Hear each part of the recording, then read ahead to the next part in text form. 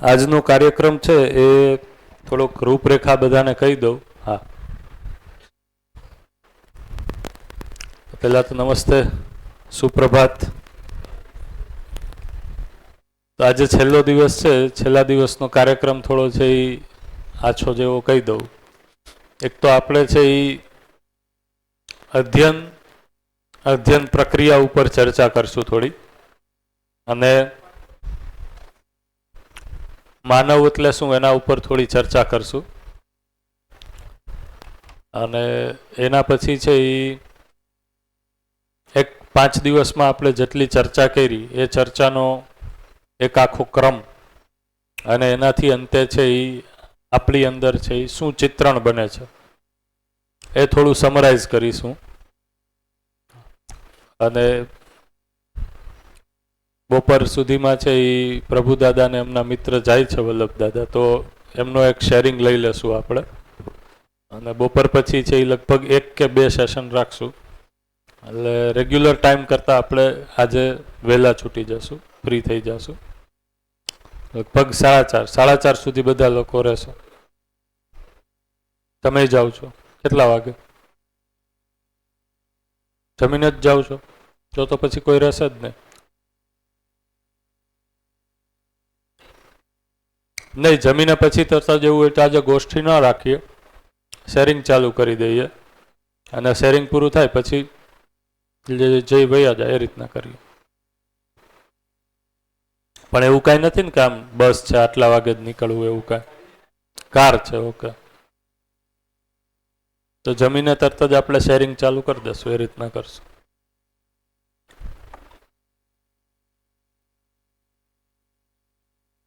હા, એ રીતના કરશું.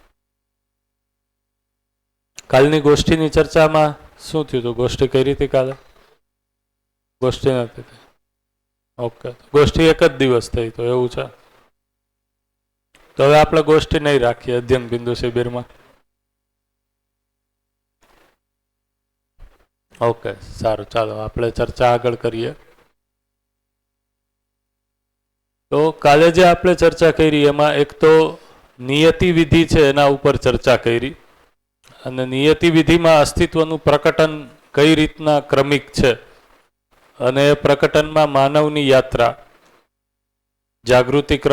જાગૃતિમાં અત્યારે જોવા મળે છે એના ઉપર ચર્ચા થઈ. તો આ નિયતિ વિધિ જોતા આપણને ખ્યાલ આવે છે કે નિયતિ, ઘણીવાર આપણે શબ્દ યુઝ કરતા હોય કે જે નસીબ શબ્દ યુઝ કરતા હોય, ખ્યાલ છે? નસીબ, હા, નિયતિ એ યુઝ થતું હોય. તો ઘણીવાર આપણે છે એ પરિસ્થિતિ આપણા હાથમાંથી જતી દેખાતી હોય ત્યારે આપણે એવું બોલતા હોય કે હવે નસીબમાં જેમ લખ્યું હશે એમ થશે, નિયતિ જેમ ધારશે એ પ્રમાણે થશે. તો બે સૂત્ર છે એ વર્તમાન જ છે. નિયતિ સહજે તમારી એક ગતિ છે એ બનશે જ, પણ એ ગતિમાં તમારે તમારી ગતિ છે એ કેટલી થશે એના માટે તમારો પ્રયાસ જવાબદાર છે. જો અહીંયા સુધીની તમે સ્થિતિ જુઓ તો નિયતિમાં વિકાસક્રમ પૂર્વક વિકાસ થઈ ગયો. તો વિકાસ એટલે આપણું જે સહઅસ્તિત્વ છે એમાંથી શરીર સિવાય હું, તો ત્યાં સુધી પહોંચવામાં તો તમારે કોઈ પ્રયાસ કરવો નથી પડ્યો. તો આ પહેલું ટ્રાન્સફોર્મેશન, એક સંક્રમણ તો તમને એમનેમ જ પ્રાપ્ત છે, એમાં તમારો કોઈ પુરુષાર્થ શ્રમ નથી. બાકી આ આખી જો સૃષ્ટિ રચના જોવો, માણસે ક્યારેક છે એ ફિલોસોફિક વેમાં ગીત ગાયું હશે કે આ કોણ ચિત્રકાર છે, તો એ આ જોઈને જ ગાયું છે ને.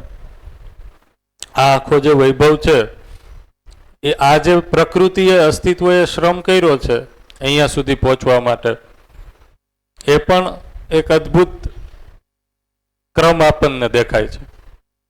અને એ ક્રમના ભાગરૂપે વિકાસપૂર્વક આપણે અહીંયા બનેલા છીએ. હવે પછીની યાત્રામાં છે એ તમારે શ્રમ લગાડવાનો છે. હવે તમારો પ્રયાસ છે એ બનશે. તો એક તો એ છે કે અસ્તિત્વ સહઅસ્તિત્વ છે, અસ્તિત્વ સહઅસ્તિત્વપૂર્વક નિત્ય પ્રભાવી છે, સહઅસ્તિત્વપૂર્વક અસ્તિત્વ છે એ નિત્ય પ્રકટનશીલ છે. તો એ પૂર્વક છે એ નિયતિ વિધિ સહજ તમે જાગૃતિની દિશામાં આગળ તો વધશો જ, પણ જો તમે પ્રયાસ નહીં કરો તો કઈ રીતના વધશો? તોય વધશો જ, નહીં વધો એવું નથી, તોય વધશો જ, પણ એમાં ઠેબા ખાતા ખાતા વધશું આપણે. ફૂટબોલની જેમ એક પછી એક પ્લેયર છે જે તમને મારશે ઠેબા, એ પ્રમાણે તમે છે એ વધશો. તો દર્શન છે એમાં શું કરે છે? દર્શન છે એ આ ઠેબાઓને ઓછા કરે છે અને એક નિશ્ચિત માર્ગદર્શન આપે છે. શું નિશ્ચિત માર્ગદર્શન છે? જો તમે શિબિરમાં જોયું હોય તો જીવન ક્રિયાને અમે સતત બોર્ડ ઉપર એટલા માટે રાખીએ છીએ. તો અહીંયા છે એટલા વેરિએશન છે, એ આ બધા છે એ અનિશ્ચિત ઠેબાઓ છે. એ કેટલા ખાવા એ તમારી ઉપર છે. દર્શન કે છે કે એની બદલે અહીંયા છે એ અમુક નિશ્ચિત માર્ગ છે, માર્ગદર્શન છે, એને પ્રાપ્ત કરી લ્યો. તો અહીંયા જે ભટકાવ છે એ ઓછો રહેશે. તો દર્શન અથવા દર્શનની સૂચનાપૂર્વક અધ્યયન કરવાથી આ જે યાત્રા છે, મારી જે ઇન્ડિવિજ્યુઅલ જર્ની છે જાગૃતિ ક્રમથી જાગૃતિની, જાગૃતિ ક્રમથી જાગૃતિની, એ જાગૃતિ ક્રમથી જાગૃતિની યાત્રાનો કાલ છે એ શોર્ટ થઈ જશે.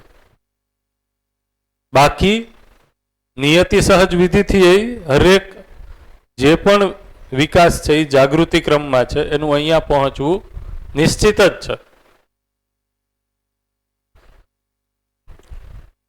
એટલે કલ્પનાશીલતા અને કર્મ સ્વતંત્રતા હોવા છતાંય એ કલ્પનાશીલતા, એ કર્મ સ્વતંત્રતા અસ્તિત્વના પ્રકટન સ્વરૂપે એને સમજવા પૂર્વક, એને સંપૂર્ણ રીતના સમજવાની દિશામાં જ છે. તો નિયતિક્રમથી આપણને એ સ્પષ્ટ થાય છે. બરોબર. તો પરિચય શિબિરમાં જ્યારે આપણે સમાધાન એટલે હર ક્यों और कैसे का उत्तर એને કીધું સમાધાન. તો એ સમાધાન એટલે હવે સ્પષ્ટ થાય છે કે આ રીતના મને નિયતિ સહજ વિધિથી જ દરેક કેવી રીતે અને શું કામનો ઉત્તર મળી જાય છે. તો હવે મારે કરવાનું શું છે, મારો રોલ શું છે એ પણ સ્પષ્ટ થાય છે. તો જીવવાનો કાર્યક્રમ છે એ સ્પષ્ટ થાય છે. તો એ જીવવાનો કાર્યક્રમ સ્પષ્ટ થાય છે. એમાં માનવ છે એ જીવન અને શરીરના સહઅસ્તિત્વ રૂપે હોવાથી આ શરીર કોઈ નિશ્ચિત પરિવારમાં જ જન્મ લે છે અને એ પરિવારમાં સંબંધોમાં હોય જ છે અને આ સંબંધોમાં હરેક સંબંધી સાથે એ ન્યાયપૂર્વક જીવવા ઈચ્છે છે. તો એ ભાગરૂપે છે એ કાલે આપણે ન્યાય નહીં થોડું સમજ્યા. ન્યાય એટલે શું? તો ન્યાય એટલે સંબંધોની ઓળખથી સ્ટાર્ટ થાય છે. જ્યાં સુધી આપણે સામેવાળા વ્યક્તિ સાથે કયા સંબંધથી જોડાયેલા છીએ એ ઓળખ નથી થતી ત્યાં સુધી છે એ ન્યાય થશે એની કોઈ અપેક્ષા ન કરી શકીએ. સંબંધોની ઓળખ એટલે તો કે અસ્તિત્વગત સંબંધ છે એ પણ નિશ્ચિત જ છે અને એ 7 સંબંધો છે. તો પાછા આપણે જ્યારે મળશું ત્યારે આ સંબંધો અને મૂલ્યો ઉપર વિસ્તૃત એક ચર્ચા કરશું. આમ જો આપણે આખી આપણી આ શિબિરને જોઈએ તો અસ્તિત્વ દર્શન જ્ઞાન અને જીવન જ્ઞાન છે અને આપણે વધારે વિસ્તૃત જોયું.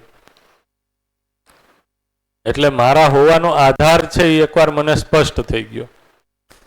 તો આ જે મારા હોવાનો આધાર જે સ્પષ્ટ છે એ સ્પષ્ટતાપૂર્વક હવે રહેવાનો આધાર છે એ બનશે, જીવવાનો આધાર. તો ન્યાયપૂર્વક મારે જીવવું છે તો એ અર્થમાં સંબંધોની ઓળખ, તો ખ્યાલ આવશે કે હરેક સંબંધ છે એ આ રહેવામાં બાધક નથી, સહાયક છે. તો હરેક સાત સંબંધ છે એ મારી જાગૃતિની યાત્રામાં સહાયક છે.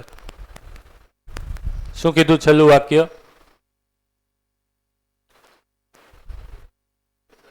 હરેક સાત સંબંધ એ મારી જાગૃતિની યાત્રામાં સહાયક છે. મને એવું લાગ્યું મોઢા જોઈને કે થોડુંક કથા જેવું થવા માંડ્યું છે, એટલે વચ્ચે પૂછી લીધું. તો હરેક સાત સંબંધ છે એ મારી જાગૃતિમાં સહાયક છે. એટલે જ સંબંધની વ્યાખ્યા શું કીધી? સંબંધ એટલે સંપૂર્ણતાના અર્થમાં અનુબંધ. સંપૂર્ણતા, પૂર્ણતા, જાગૃતિના અર્થમાં હું કોઈ વ્યક્તિ સાથે અનુબંધિત છું, એને કીધું સંબંધ. અત્યારે તો સંબંધ છે એ બંધન લાગે છે ને, એ એટલા માટે લાગે છે કે સંપૂર્ણતાના અર્થમાં નથી. તો સંપૂર્ણતાના અર્થમાં અનુબંધિત છું એ નિશ્ચિત 7 પ્રકારે ઓળખાય છે. એટલા માટે હરેક સંબંધ છે એ પણ મારી જાગૃતિની યાત્રામાં સહાયક છે, બાધક નથી. અત્યારના માતા પિતા છે એ જીવન વિદ્યાના અધ્યયન પછી ખાસ એ જોવે છે કે એના સંતાન છે એની જાગૃતિની યાત્રામાં કેટલા સહાયક છે. ખ્યાલ આવે છે ને કે સંતાન છે એ આપણાથી એક એક ભૂલ થાય અને તરત જ ધ્યાન દોરે છે, ભલે આપણાથી શરીરમાં નાનું જ છે. એ અર્થમાં માતા પિતા સાથે જે સંતાનનો સંબંધ છે એ પણ જાગૃતિની યાત્રામાં સહાયક છે, પૂરક છે. હકીકતમાં આપણે એને પૂરક બનવાનું હતું, પણ આપણી કોઈ તૈયારી નહોતી, એ પહેલા સંતાન આવી ગયું કરે. પણ અસ્તિત્વ તો છે એ નિત્ય પ્રભાવશીલ છે, પ્રકટન છે એનું. એટલે એ સહાયક થાય છે. હવે આપણને કે ચાલો મા બાપ બન્યા ત્યાં સુધી ન સમજ્યા, તો હવે એના પછી એ સમજવામાં લાગી જાય. તો એ અર્થમાં આપણે જ્યારે સંબંધોની ઓળખ કરીએ છીએ તો પૂર્ણતાના અર્થમાં સંબંધની ઓળખ થઈ જવાથી એમાં નિશ્ચિત કેટલા મૂલ્યો છે જેનો મારે નિર્વાહ કરવાનો છે એ પણ છે એ ખ્યાલ આવે જ છે. રાઈટ? ધારો કે પતિ પત્ની સંબંધ છે, તો પતિ પત્ની સંબંધમાં પરસ્પરતામાં વિશ્વાસ, સન્માન, સ્નેહ, પ્રેમ, આ મૂલ્યોની છે એ અપેક્ષા હોય છે. તો આ નિશ્ચિત મૂલ્યોની ઓળખ થઈ જાય છે કે મારે આ સંબંધમાં આ મૂલ્ય નિર્વાહ કરવાનો છે. તો સંબંધોની ઓળખ થતાં જ એ મૂલ્યનો નિર્વાહ થાય છે. જ્યારે એ મૂલ્યનો નિર્વાહ થાય છે ત્યારે એ નિર્વાહના અર્થમાં મારા જીવનમાં, જીવનની સ્થિતિમાં એ અંકિત થઈ જાય છે કે હું આ મૂલ્યનો નિર્વાહ કરી શક્યો તૃપ્તિ સ્વરૂપે. એ તૃપ્તિ છે એ એમાં પહેચાનમાં આવે છે, ઓળખાઈ જાય છે. તો આ જે મૂલ્યાંકન કરીએ છીએ બરોબર, એમાં એ વસ્તુ સ્પષ્ટ થાય છે કે હું આ મૂલ્યપૂર્વક જીવી શક્યો અને પોતાની અંદર એ તૃપ્તિ સ્વરૂપે જોવા મળે છે. જ્યારે સામેવાળી વ્યક્તિ પણ આપણા ન્યાયપૂર્વક જીવવાને જોવે છે, મૂલ્યાંકન કરે છે, ત્યારે એની પણ અંદર એ જ તૃપ્તિનો અનુભવ થાય છે. તો ત્યારે છે એ ન્યાય થયો કહેવાય. તો ન્યાયની અત્યાર સુધી આપણી પાસે જે વ્યાખ્યા હતી એ વસ્તુઓને સમાન રીતે વહેંચી લેવી, જેવા સાથે તેવું કરવું, આ બધી વિવિધ વ્યાખ્યાઓ વસ્તુ સાપેક્ષ, શરીર સાપેક્ષ હતી. તો અહીંયા જો તમે જોશો તો ન્યાયની વ્યાખ્યા છે એ તૃપ્તિના અર્થમાં બંને વ્યક્તિ છે એ કઈ રીતના વ્યવહાર કરવાથી તૃપ્ત થાય છે તે મૂલ્ય સાપેક્ષ છે. ન્યાય છે એ વસ્તુ સાપેક્ષ છે જ નહીં. રાઈટ? આને સમજાવવા માટે ઘણીવાર છે એ એક એક્ઝામ્પલ આપતો હોય કે એક મિત્ર છે એ એના 3 મિત્રો પાસે છે એ એક સહયોગ, સહાયતા માટે જાય.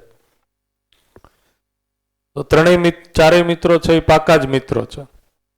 એક મિત્રને છે એ કાંઈ સહયોગની જરૂર પડી. પેલા મિત્ર પાસે જાય છે કે મારે આટલા રૂપિયા જોઈએ છે, આપો. તો એ જે પેલા મિત્ર પાસે જાય છે એની પાસે સહયોગ કરી શકે એટલી એ મૂડી છે જ નહીં, અને ઓલાને ખ્યાલ આવે છે કે એ છે જ નહીં, તો એ કેમ આપે? એટલે અહીંયાથી પાછો જાય છે, બીજા મિત્ર પાસે જાય છે. બીજા મિત્ર પાસે જાય છે અને માગે છે, તો બીજો મિત્ર છે એની પાસે છે ખરી, સામેવાળા મિત્રને ખબર પડે છે કે એની પાસે છે, પણ એ કોઈ પણ બાનું બનાવીને કહે છે કે મારી પાસે તો નથી, હું નહીં આપી શકું. ત્રીજા મિત્ર પાસે જાય છે, ત્રીજા મિત્ર પાસે જાય છે અને સહયોગ કરે છે. હવે જો આ ત્રણેય કેસમાં તમે જોશો તો વસ્તુની આપલે છે એ ત્રીજા કેસમાં જ થઈ, ફિઝિકલ વસ્તુની આપલે. તૃપ્તિ છે એ ભાવની તૃપ્તિ છે એ બે કેસમાં થશે. પહેલા કેસમાં જ્યાં મિત્ર પાસે નથી અને સામેવાળાને ખબર છે કે નથી, તો એનાથી એને કોઈ તકલીફ નથી. પણ જેની પાસે છે અને નથી આપતો એ જ્યારે રીડિંગ થાય છે તો એકચ્યુઅલમાં છે એ ભાવની અપેક્ષા સંબંધોમાં છે. વસ્તુ એ ભાવની અપેક્ષાને પૂરી કરવાના ભાગરૂપે જ છે. ભાઈ મારી અને મારા સંતાન વચ્ચે એક નિશ્ચિત મૂલ્યની નિર્વાહ થાય એ અપેક્ષા છે. એ મૂલ્ય નિર્વાહના અર્થમાં ક્યારેક વસ્તુની જરૂર પડે છે તો ત્યારે વસ્તુની આપલે છે, પણ ભાવની કોઈ આપલે જ નથી અને ખાલી વસ્તુ જ આપલે કરીએ તો એ મૂલ્ય નિર્વાહ થશે. ધારો કે બર્થડે છે, બર્થડે સેલિબ્રેશનમાં ગિફ્ટ આપું છું, પણ એ ગિફ્ટ છે એ મજબૂરીવશ આપતો હોય એવું સામેવાળાને ખબર પડી જાય તો, ફોર્માલિટી ખાતર આપું છું એવું ખબર પડી જાય તો એ વસ્તુ હવે તૃપ્તિદાયક લાગશે? નહીં લાગે. તો એકચ્યુઅલમાં છે એ ભાવની અપેક્ષા છે કોઈ પણ સંબંધોમાં. તો એ અર્થમાં અહીંયા ન્યાયની ઓળખ આપણે કરી, રાઈટ. એના પછી છે એ આપણે આજે અધ્યયન પ્રક્રિયા ઉપર છે એ ચર્ચા કરવાના હતા. તો આટલી જે ચર્ચા કરી કાલે, એના ઉપર બધા લોકોએ કાંઈ વિચાર કર્યો હોય, ધ્યાન કર્યું હોય અને કોઈ પ્રશ્ન હોય તો એકવાર આપણે પૂછી લઈએ. એના પછી છે એ આપણે અધ્યયન પ્રક્રિયા ઉપર ચર્ચા પણ કરીએ. સંપૃક્તા લઈએ આજે. સંપૃક્તા પહેલા લઈ લેવી છે એવું કરું છું? સંપૃક્તા લઈ લઈએ, ચાલો. તો સંપૃક્તા આપણે જે શ્રમ ગતિ અને પરિણામ, એકચ્યુઅલી સંપૃક્તા છે એ પરિચય શિબિરમાં જેટલી આવે છે તો મેં કીધું કે નહીં જરૂર પડે તમારા બધાના ફીડબેક જોઈને. તો સંપૃક્તા એ અસ્તિત્વ દર્શનનો જ ભાગ છે. તો અસ્તિત્વમાં આપણે જોઈએ તો બે પ્રકારની વાસ્તવિકતાઓ છે. એમાં જે એકમ પ્રકારની વાસ્તવિકતા છે એ બીજી પ્રકારની વ્યાપક વાસ્તવિકતામાં ડૂબેલ, હું હિન્દીમાં જ લખું કારણ કે આગળ તમારે પાછું છે એ હિન્દી જ આવશે. તો ડૂબા, ભીગા અને ઘીરા છે, ઘીરાયેલ છે.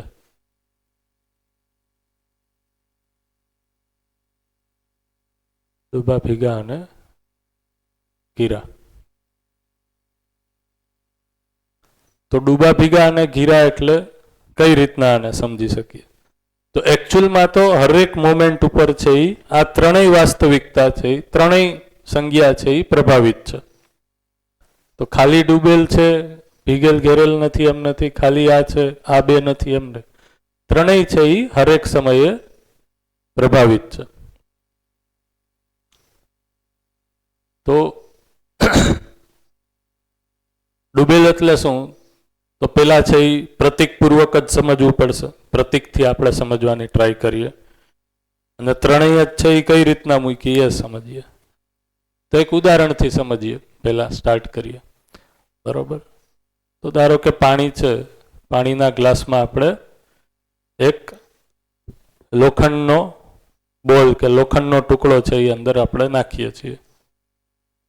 પણ આ લોખંડના ટુકડાને આપણે ડાયરેક્ટ નથી નાખતા, એને આપણે પ્લાસ્ટિકમાં રેપ કરીને નાખીએ છીએ, પોલિથીનમાં.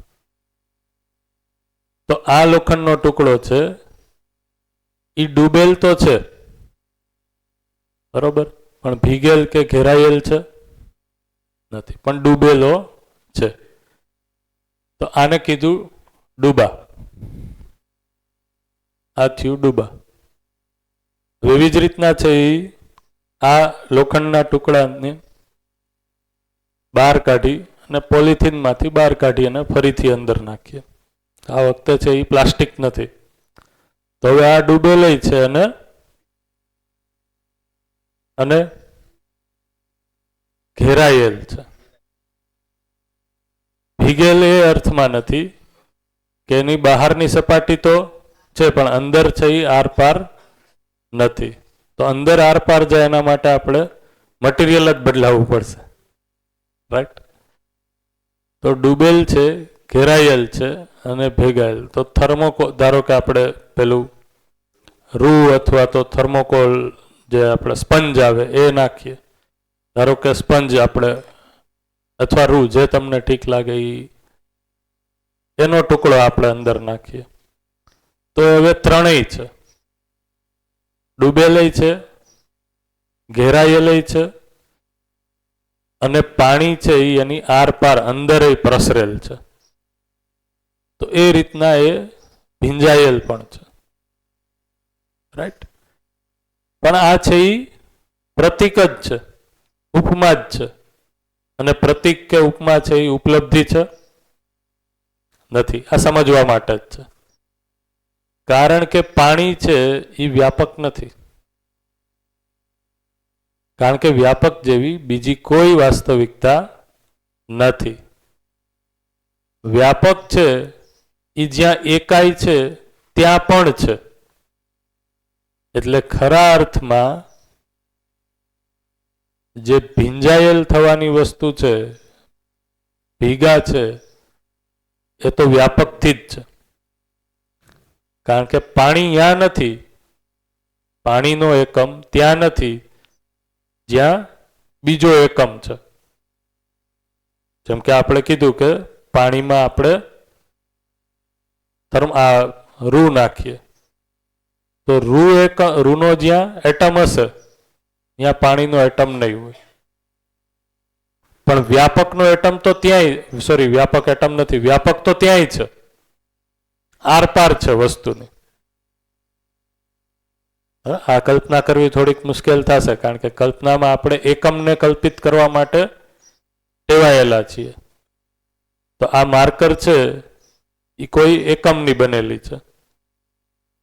તો આ માર્કરની આરપાર છે એ વ્યાપક છે. માર્કરને પરમાણુ લેવલ ઉપર જોશો તો પરમાણુમાં ન્યુક્લિયસની અંદર કોઈ મટીરિયલ હશે, ન્યુક્લિયસની ફરતે ઓર્બિટમાં કોઈ મટીરિયલ હશે. આ મટીરિયલ જ્યાં છે એ હરેક સ્થાન ઉપર વ્યાપક છે.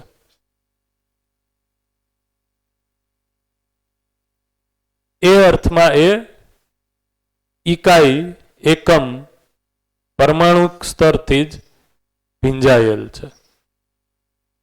તો આ જે ભીંજાયેલ છે એના કારણે વસ્તુમાં શું છે, પરમાણવિક સ્તર ઉપર જ, તો કે એક મૂળ ચેષ્ટા બને છે, એના વશ છે એ બળ સંપન્ન છે.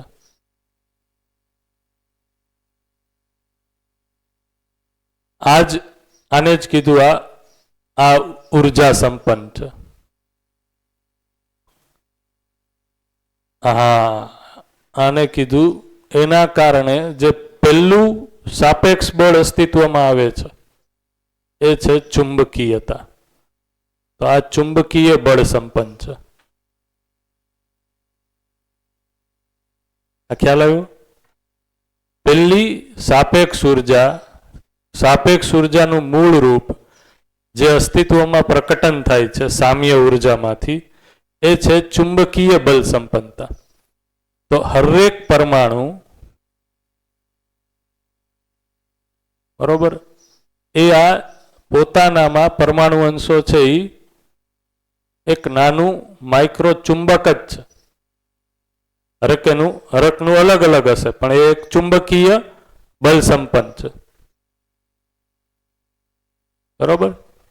તો ઉર્જા સંપન્નતા ભેગા હોવાના કારણે એને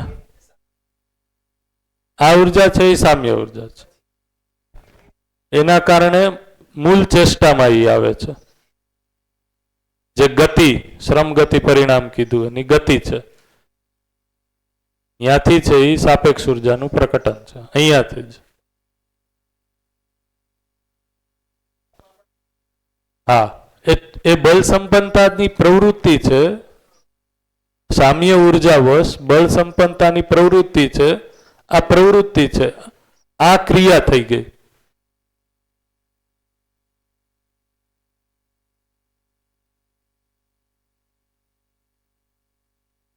હા, માઇક લઈ લે. ભેગા રહેવાથી એક અંશ એટલે કે ઇકાઈ, નાનામાં નાનો આપણે અંશ સમજીએ છીએ. હા, અંશ એ ઓલરેડી ઉર્જા સંપન્ન છે, એટલે એ ઉર્જા વ્યાપકમાં રહેવા માત્રથી મળે છે, એટલે એ નિરપેક્ષ ઉર્જા મળી રહી છે ને. એ નિરપેક્ષ ઉર્જાના મળી રહી છે નહીં, છે જ. હા, છે જ. મળી રહી છે એટલે શું થશે? ક્રિયા થશે, ક્યાંકથી ક્યાંક ટ્રાન્સફર થાય છે, એટલે એમાં રહેવા માત્રથી ઉર્જિત છે. ઉર્જિત છે. તો ઉર્જિત છે એના કારણે એની કોઈ મોશન છે, એની ગતિ છે, એની ગતિ છે. ઓકે, એવી એક અંશ અને બાજુ એ ગતિ કરવાની પ્રવૃત્તિ છે. એ ગતિ કરવાની પ્રવૃત્તિ છે. પ્રવૃત્તિ છે એટલે કઈ રીતના કાલે આપણે સમજાતા પ્રવૃત્તિ જીવનમાં છે, તો કે સતત મને કોઈ કામ કરવાની પ્રેરણા, બરોબર, ઈચ્છા થયા રાખે છે, પ્રેરણા મળ્યા રાખે છે, એ અર્થમાં. તો એ સતત પ્રવૃત્તિ એને કીધું બળ સંપન્નતા. તો બળ સંપન્નતા એટલે એનું પોતાનું જે ઘૂર્ણન એ અહીંયાથી થયું ને, એની અંશની પોતાની ઘૂર્ણન જે ખરી, એક અંશની જે નાનામાં નાનો એકમ છે, એની જે પોતાની ઘૂર્ણન વર્તુળાત્મક અને કંપન જે છે એ બળ સંપન્નતા છે નહીં. કંપન છે એ ખાલી અંશનું નથી. ઓકે, પરમાણુ અંશમાં આપણે ચર્ચા કરી ત્યારે શું કીધું હતું? કંપનાત્મક ગતિ છે એ તો વર્તુળાત્મક અને ઘૂર્ણન ગતિના સંમિલિત પ્રભાવના કારણે છે. તો મૂળ ચેષ્ટાવશ છે એ પરમાણુ અંશ છે એ ગતિમાં છે. એ ગતિ છે એ કઈ છે? ઘૂર્ણન અને વર્તુળાત્મક બંને. ઘૂર્ણન અને વર્તુળાત્મક ફૈરા રાખે છે અને આમ આવવાની પ્રવૃત્તિ છે. તો એ આ બંને ગતિ એ નિરપેક્ષ ગતિ થઈ ગઈ, એનો મતલબ નહીં. નિરપેક્ષ એની પોતાની અંદર ઉર્જાના કારણે ઉત્પન્ન થઈ છે. કઈ નિરપેક્ષ ઉર્જાના કારણે? એ સ્વયંભૂ છે, પ્રેરિત થઈને છે, મતલબ એ વ્યાપકના પ્રેરણાથી છે. રાઈટ. તો કઈ બે ગતિ? વર્તુળ ગતિ અને ઘૂર્ણન ગતિ. ઓકે, હવે જ્યારે કંપન ગતિની વાત આવે છે ત્યારે એ બીજા અંશની સાપેક્ષમાં છે. એટલે અહીંયાથી આ જે ચુંબકીય બળ સંપન્નતા છે, હા, ત્યાંથી જ છે એ સાપેક્ષ ઉર્જાનું પ્રકટન સ્ટાર્ટ થઈ ગયું. ઓકે, ઉપર બળ સંપન્નતા, નીચે ચુંબકીય બળ સંપન્નતા, બેમાં ડિફરન્સ શું છે? આ બળ સંપન્નતા છે એ તરફ જવાની પ્રવૃત્તિને દર્શાવે છે, જે થઈ નથી ગયું. એ તરફ જવાની પ્રવૃત્તિ છે.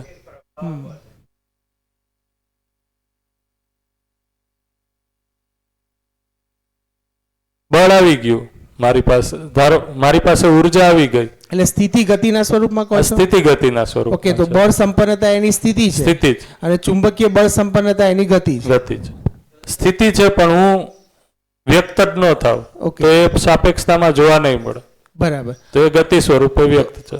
તો હવે બળ સંપન્નતા જે છે એમાં જે ગતિ છે એમાં વર્તુળ ગતિ, ઘૂર્ણન ગતિ, આ બંને ગતિ કરી એ સાપેક્ષતામાં છે કે એ ઓલરેડી વ્યાપકમાં રહેવા માત્રથી છે? રહેવા માત્રથી જ છે, પણ એ સાપેક્ષ ઉર્જા સ્વરૂપે દેખાશે. એક અંશ આપણે અત્યારે એની સાપેક્ષમાં બીજા અંશને નથી વિચારતા. હા, એક અંશમાં જ કહું, એક અંશને જ વિચારીએ છીએ. એક અંશનું ખાલી છે એ અસ્તિત્વ જ નથી, પરમાણુ જ વ્યવસ્થા સ્વરૂપે દેખાય છે. તો અહીંયા જે બળ સંપન્નતા છે સાપેક્ષતાના અર્થમાં છે. હા, અને ઉપર ઉર્જા સંપન્નતા છે નિરપેક્ષ ઉર્જાના, એટલે સામ્ય ઉર્જાના. સામ્ય ઉર્જા. ઉપર ઉર્જા સંપન્નતા એ સામ્ય ઉર્જા, અને એના કારણે જે પ્રેરણા મળે છે. હા, તો પ્રેરણા આ હજી ક્રિયા નથી, આ પ્રેરણા જ છે, પ્રભાવ છે, જે એટલે સ્થિતિ છે, સ્થિતિ છે. અને ચુંબકીય બળ એ ગતિ છે. એ ચુંબકીયતા છે એ તો હવે સાપેક્ષ ઉર્જા ક્યાંથી? સાપેક્ષ ઉર્જા બળથી ચાલુ થઈ જાય. હમ આ ચુંબકીય જો પેલી હજી પ્રેરણા છે એટલે હજી બળ શરૂ નથી થયું, હમ તો એ બી નિરપેક્ષ જ થયું. બળ સંપન્નતા એ એક્ઝેક્ટલી એની અંદરની પોટેન્શિયલ, હજી સાપેક્ષતામાં તો જ્યારે એ ગતિમાં આવે ત્યારે સાપેક્ષતા આવે છે. રાઈટ. સ્થિર છે ત્યાં સુધીથી સાપેક્ષતામાં નથી. જે રીતે મારી પાસે પોટેન્શિયલ છે પણ હું કોઈની સાથે વાતચીત જ નથી કરતો, એકદમ બરાબર છે, અથવા હું કોઈ મારો એફર્ટ લગાડતો જ નથી, તો Right. ત્યાં સુધી તો એ નિરપેક્ષ જ રહી ને મારી પાસે. હમ તો હું અહીંયા ઉર્જા સંપન્નતા પણ નિરપેક્ષ થઈ અને બળ સંપન્નતા પણ નિરપેક્ષ જ થઈ ને આમ તો. આ નિરપેક્ષ જ છે. અને હવે જ્યારે ચુંબકીય શબ્દ બોલીએ છીએ ત્યાં સાપેક્ષતામાં આવી ગયું. તો હવે મને પેલી જે 3 ગતિ ખરી, ઘૂર્ણન, વર્તુળાત્મક અને કંપન ગતિ, કંપન. એની અંદર નિરપેક્ષ સાપેક્ષ છે કે બધી જ સાપેક્ષ છે? જો ચુંબકીયતા છે એ હરેક પરમાણુ અંશમાં છે જ. હા. ચુંબકીય બળ સંપન્નતા એ હરેક પરમાણુ અંશથી સ્ટાર્ટ થઈ જાય છે. હમ. પણ પરમાણુ અંશનું પોતાનું અસ્તિત્વ, સમગ્ર અસ્તિત્વમાં એનું પોતાનું એકલું હોવું એ બહુ રેર ઘટના છે. કારણ કે આ ચુંબકીય બળ સંપન્નતા વશ રેર ઘટના બોલી એટલે એનો મતલબ રેર એટલે શું, કઈ રીતના? સંભાવના છે. હા, સંભાવના છે જ. સંભાવના છે. દાખલા તરીકે આ જ્યારે 120 પ્રજાતિના પરમાણુ બન્યા, તો કોઈ પરમાણુ અંશ છે એમાંથી કોઈ આમાં ગતિ કરે છે ત્યારે જ બને છે. જોડાવાની તો ક્રિયા. આ જે પોતાનામાં પરમાણુ અંશ છે એ ચુંબકીયતા સાથે છે જ. હવે આ છે એ કોઈ વ્યવસ્થાનું સ્વરૂપ નથી, એટલે બહુ ઓછા સમયમાં આ રેન્ડમ મોશન કરતો કોઈ પરમાણુ વ્યવસ્થાને વ્યાખ્યાયિત કરી દે છે. તો એ આ સમય પૂરતું છે. તો એ સમય પૂરતું એને નિરપેક્ષ ગણીશું કે સાપેક્ષ ગણશું? એ સમય પૂરતું એને નિરપેક્ષ ગણશું કે સાપેક્ષ ગણશું એમ. બીજાના રેફરન્સમાં આવી ગયું, બીજાના સાથે જોડાઈ ગયું, ત્યારે હા, અલગ ઘટના છે, સાપેક્ષ જ ત્યારે થશે. સાપેક્ષ થઈ ગયું. સાપેક્ષ જ થશે, કારણ કે ગતિમાન છે. ઓકે, ગતિ હંમેશા સાપેક્ષ જ રહેવાની. ગતિમાન છે પણ એ વ્યવસ્થાના અર્થમાં નથી. એ વ્યવસ્થાના અર્થમાં નથી પણ ગતિમાં જ. હા, તો રેન્ડમ મોશન છે એ જ્યારે વ્યવસ્થાના અર્થમાં આવી જશે હમ. ત્યારે પરમાણુનું સ્વરૂપ બની જશે. ઓકે, એના પછી એ ચુંબકીય બળ રીતના સંપન્નતા આવશે. આપણે કહીએ તો રેન્ડમ મોશન પણ સાપેક્ષ જ છે. વ્યવસ્થાના અર્થમાં જ છે. સોરી, હા, એ બી એ રીતના કહીએ તો એ રેન્ડમ મોશન પણ અસ્તિત્વમાં કોઈ અકસ્માત નથી કરતું. આ એટલે અવ્યવસ્થા તો શબ્દ જ નથી. અવ્યવસ્થા તો થશે જ નહીં. શબ્દ જ નથી એ તો. હા. આખા પેલામાં મધ્યસ્થ દર્શન. માનવ જ્યાં સુધી કલ્પનાશીલતામાં ભ્રમિત નથી ત્યાં સુધી અવ્યવસ્થા જેવું કોઈ શબ્દ નથી એમ. બરાબર. બોલો, આ જે રેન્ડમ પછી તમારે કઈ કેવું હોય તો કહેજો. આ રેન્ડમ અંશ તમે કીધો, યસ. કોઈ બી ક્ષણે ભેગા થઈને પરમાણુની રચનાની સ્ટાર્ટિંગ કરે છે. હમ તો જે રેન્ડમ અંશ છે હા. એ મધ્યસ્થ દર્શન, પેલા ક્વોન્ટમ સાયન્સમાં તો ઘણું બધું કહ્યું છે. તો મધ્યસ્થ દર્શનમાં એવું કહ્યું છે કે અમુક સમયે આ જે મૂળ ઉર્જા છે, સામ્ય ઉર્જા છે, એ ગઠિત થતી હશે, એવું હશે? નહીં, અંશ એટલે ના. તો અને અજીન પરમાણુઓ ક્યાંક ભૂખ્યા અજીનને ક્યાંક તો અંશ મળે જ છે. સામ્ય ઉર્જા એ અર્થમાં જ સામ્ય છે કે ઈ હરેક જગ્યાએ સમાન રીતે વહેંચાયેલ જ છે. એવો કોઈ કાલ નથી કે જ્યારે એ ગઠિત થઈને પરમાણુ અંશની રચના કરે છે. એવું કોઈ કાળ નથી. ના, અસ્તિત્વમાં હરેક સમયે પરમાણુ પણ, પરમાણુ અંશ પણ અને વ્યાપક પણ એ નિત્ય વર્તમાન જ છે. એટલે આ એક્ઝિસ્ટ જ હતું. એક્ઝિસ્ટ જ છે. એક્ઝિસ્ટ જ છે એટલા માટે એનો નાશ પણ ક્યારેય નથી. આ બનવું અને વિરચિત થવું એ કન્સેપ્ટ આપણી અંદર ક્યાંથી આવે છે? મોડર્ન સાયન્સમાંથી. નહીં, હા, અને જન્મ મૃત્યુમાંથી. અને જન્મ મૃત્યુમાંથી. મોડર્ન સાયન્સ પણ છે એ જન્મ મૃત્યુ જ સમજે છે. એટલા માટે આપણી અંદર એ પ્રશ્ન આવે છે. હજી આપણે એને જો સૂક્ષ્મતામાં આવે જોઈએ જીવન વિદ્યાના કોન્ટેક્સ્ટમાં, તો ક્યાંથી આવે છે? અસ્તિત્વમાં છે જ. છે જ આવે એટલે પ્રશ્ન કરવાનું આવતું જ નથી. હા, એ તો પછી ત્યાંથી તમે લોક થઈ જાઓ છો. લોક નથી થતા. તો તો એ જ થઈને સ્વીકારી લેવાની જ વાત થઈ ને. એક વસ્તુ થઈ કે સંશોધક તો શું કરે, એના મૂળમાં પહોંચવાનો પ્રયત્ન કરે. જેમ સાહેબે કીધું કે સામ્ય ઉર્જાથી આ બળ સંપન્ન થાય છે. બળ સંપન્ન એ ઉર્જા સંપન્ન અને ચુંબકીય બળની વચ્ચેની એક સમય છે કે જેમાં પ્રવૃત્તિમાં આવે છે, એવું છે ને. અને પછી એન ને એસ પોલના કારણે એ બ્રહ્માંડને ઘૂર્ણન ગતિ કરે છે. એ અંશોની ધ્રુવણ ને ભ્રમણ ગતિ એ એકદમ સમાસ રીતે જોવામાં આવે તો પરમાણુથી જોવામાં આવે ઉપરથી તો એ કંપન દેખાય છે, એવું આપણું કહેવું છે.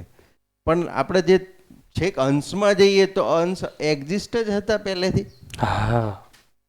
ઉર્જા એક્ઝિસ્ટ હતી ને અંશે એક્ઝિસ્ટ હતા, અને એ એક્ઝિસ્ટ ને છેલ્લે છેક જાગૃતિ સુધી લઈ જવાના છે. એવું થયું ને. એ બધા જ અંશો છે એ જાગૃતિ સુધી નહીં પહોંચે. એ જેનો આ ગઠન પૂર્ણ થઈ ગયા છે એ જ જાગૃતિ સુધી પહોંચશે. જે જાગૃતિ ક્રમમાં છે, ગઠન પૂર્ણતામાંથી એ જે જાગૃતિ ક્રમમાં છે એ જાગૃતિ સુધી પહોંચશે. જીવની ક્રમમાં છે એ જીવની ક્રમમાં રહેશે. હા બોલો. હજી એક વસ્તુ એડ કરી દઉં, તમે બોલી જાઓ. સાહેબ, સામ્ય ઉર્જાને એવી રીતે સમજી શકાય કે એક વિદ્યુત પ્રવાહનો કેબલ હોય, એ કેબલની અંદર જુદા જુદા પોઈન્ટ મૂકવામાં આવે. 100નો બલ્બ હોય, એક 50નો અને 250નો હોય, તો સામ્ય ઉર્જામાંથી ઇકાઈ પોતાની પાત્રતા યોગ્યતા મુજબ સામ્ય ઉર્જામાંથી ઉર્જિત થાય. બરાબર, એ દાખલો બરાબર છે? બરાબર છે. એક વિદ્યુતનો કેબલ છે, એ કેબલમાં છે એ અલગ અલગ વોલ્ટના બલ્બ મૂક્યા છે. બલ્બની શક્ય જેટલી પાત્રતા છે એ પ્રમાણે ઉર્જિત થાય છે. એ એક્ઝામ્પલથી સમજી શકાય એમ કહે છે. બરોબર છે, સાપેક્ષતાના સ્થૂળ ઉદાહરણ બરોબર છે, પણ આપણે બધા માનવો છીએ, બરોબર. આપણે બી એક જ સાથે પેલા થવા જોઈએ ને. એમ તો શું થવા જોઈએ? જાગૃતિની દિશામાં થવા જ જોઈએ. મને એમ લાગે છે આ બધા બેઠા છો એટલે આપણે હારે થઈ જ ઇકાઈ રૂપે ગણીએ તો આપણે માનવ છે. વસ્તુ અલગ ઇકાઈ છે, ફલાણી અલગ ઇકાઈ છે, તો માનવે એકી સાથે જાગૃત થઈ જવા જોઈએ ને. શું કામ નથી? તો આ નિયતિ વિધિમાં લખ્યું છે. નિયતિ વિધિમાં જ એનો જવાબ છે. જો હા, એ તો આમાં પ્રયાસ ઓછો છે. પ્રયાસ પોતાને કરવાનો. ત્યાંથી આપણો શ્રમ ચાલુ થાય છે. ત્યાં સુધી પ્રકૃતિએ શ્રમ કર્યો, હવે આપણું ઇનપુટ ચાલુ થાય છે અને એની મજા છે. અને એમાંય પ્રકૃતિ, ધારો કે આવો પ્રશ્ન થાય, એક જ મિનિટ, કે પ્રકૃતિએ વિકાસ સુધી પહોંચાડી દીધા, એમ જાગૃતિ સુધી પહોંચાડી દીધા હોત તો પ્રકૃતિ જ જાગૃતિ સુધી પહોંચાડે છે ને. પણ એમાં આપણો શ્રમ લાગે છે. એમની તમે જો આપણો એટલે આપણે જે આપણો બોલીએ છીએ એ બી પ્રકૃતિ જ છે. આજે માનવ એક જાગૃત થયો તો પ્રકૃતિ જ જાગૃત થઈ ને. નિયમ પ્રમાણે કે માનવને પ્રકૃતિથી અલગ શું કા કરવો છે? રિયલમાં માનવ એક જાગૃત થયો એ પ્રકૃતિની જ એક ઘટના છે, અને ઘટનાના સ્વરૂપે બીજા પણ પરમાણુઓ જાગૃત થશે, તો એ બી આમ તો પ્રકૃતિ વિધિ જ છે. મારો શ્રમ પણ મને પણ પ્રેરણા મળે છે, હું શ્રમ કરી જ લઉં છું. એમાં કઈ બહુ એફર્ટ વાળી વાત તો છે જ નહીં. તો જાગૃત થઈ જવા જોઈએ બધા. એમની બધા એક સાથે જે પ્રોસેસ છે, નિયતિક્રમ છે, એની અંદર જે ઘટના ઘટે છે, જે રીતે સેલ પહેલા તો એક જ બન્યો હશે ને, તો બધા સેલ એક સાથે થોડા બની ગયા. આજે વનસ્પતિ સંસાર બન્યો કે જીવના શરીર બન્યા, તો રાતોરાત તો બન્યા નથી. તો એમાં પહેલા સેલ તો બન્યા જ છે અને પછી મલ્ટીપ્લાય થયા છે. તો એવી રીતે કોઈ જાગૃત થયું અને પછી મલ્ટીપ્લાય થવાનું છે, તો એ પણ નિયતિ વિધિ જ છે. એમાં આપણને એવું લાગે કે આપણે એફર્ટ લગાડીએ છીએ, પણ રિયાલિટી તો એ જ છે કે પ્રકૃતિમાં જ બનતી ઘટના છે. બે વસ્તુ છે, એવું નથી કે આપણે કાંઈ નથી કરતા. આપણે કરીએ છીએ, પણ એ અલ્ટિમેટ એનો આધાર કયો છે? અસ્તિત્વ, સહઅસ્તિત્વ. તો આપણને પણ પ્રેરણા છે એટલે આપણે એનાથી એક્ટિવેટ થઈએ છીએ. તો આપણે કરીએ છીએ, આજે શ્રમ કરવાની જે વાત આવે છે ને, ખરેખર શ્રમ નથી. રિયલમાં એ નિયતિ વિધિ જ છે. આજે અહીંયા બેસવું એ બી નિયતિ વિધિ જ છે આમ તો, મને એવું લાગે છે. એટલે એમાં જ્યારે આપણે પોતાને જો વિકલ્પ વાંચ્યું, એમાં પહેલા પેજમાં જ છે આ જો વાક્ય લખ્યું છે, પાછું જોઈએ. मध्यस्थ दर्शन के अनुसार मानव ही ज्ञाता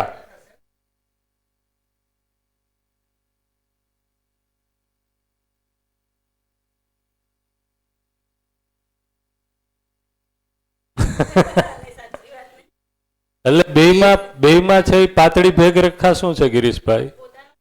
જ્યારે આપણે એમ કહીએ છીએ કે નિયતિ સહજ જ છે, તો નિયતિ સહજ છે અને સાથે સાથે એમાં મારો પુરુષાર્થ લાગશે. જો હું ખાલી નિયતિ સહજ છે એમ કહીશ તો છે એ પરંપરામાં આ જ ભૂલ થઈ કે ઈશ્વર ઉપર છોડી દ્યો. હું તો કરતા જ નથી, ઈશ્વર કરતા છે, અહીંયા વયું ગયું. બરાબર છે, પણ નહીં બરાબર છે, નહીં નથી બરાબર. હજી જો તમે સમજો ના જોઈએ કઈ રીતના નથી. ખાલી એ વાક્યથી કરતા છે ઈશ્વરને માની લીધો, નિયતિ ઉપર રીતના છોડી દીધું કે એમાં મારો કોઈ પુરુષાર્થ નથી, એ તો કોઈ ઉપરથી કૃપા કરશે તો થશે. તો ઉપરની કૃપા તો છે જ હંમેશા, પણ એ ગ્રહણ કરવા માટેની પાત્રતા તો મારે વિકસિત કરવી પડશે, એમાં મારો પુરુષાર્થ છે. તો આ બે વસ્તુ સાથે છે.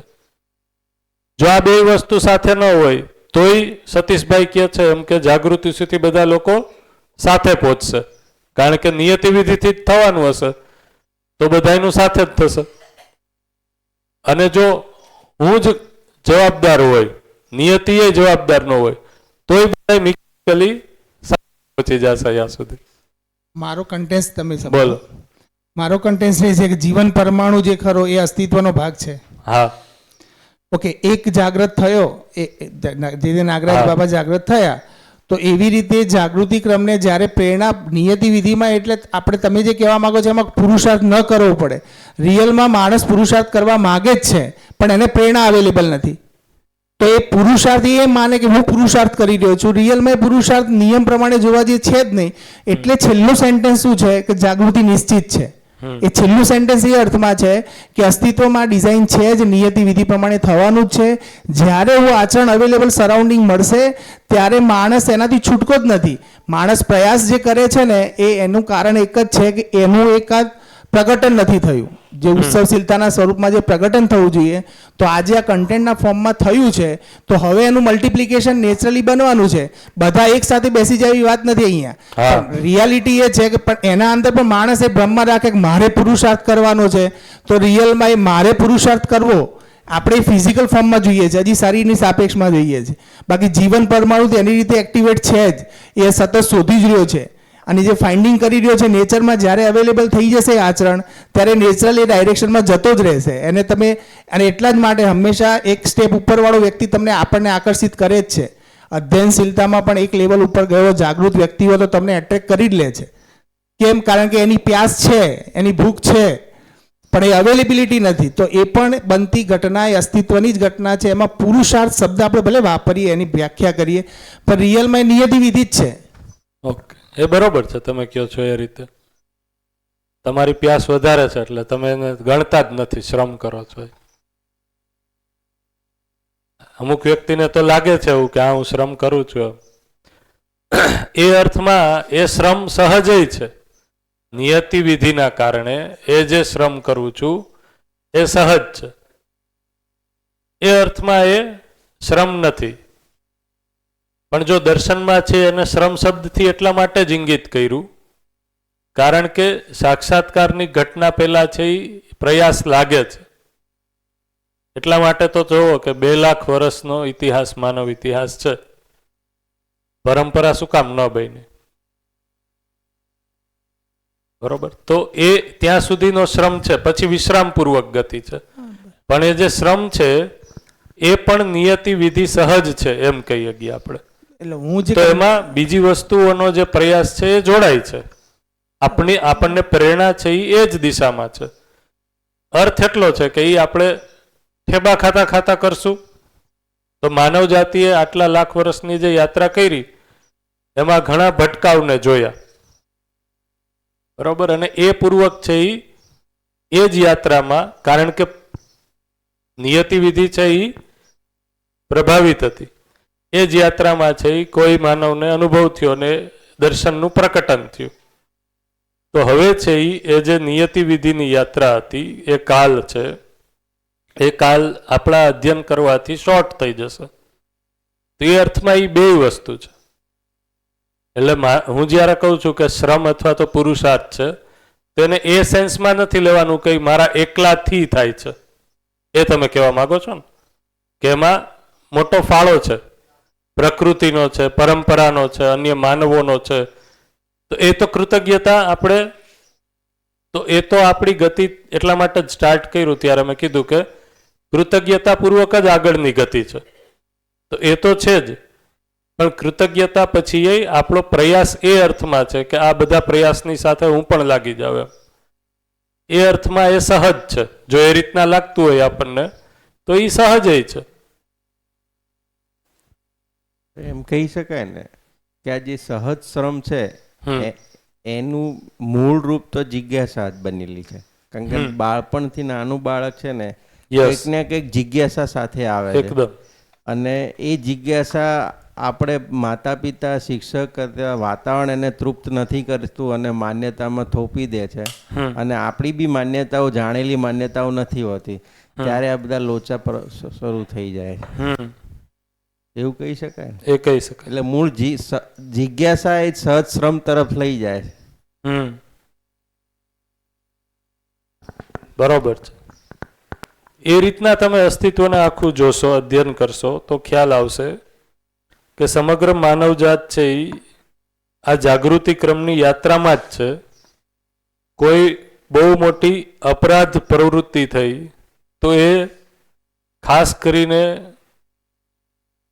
ભૌતિકવાદ આવ્યા પછી જે રીતના છે એ ધરતી સાથે અપરાધ થયો, એ જ અપરાધ ત્યાં સુધી છે એ ભૂલ થઈ છે, એ રીતના લખ્યું છે માનવ જાતિથી દર્શનમાં.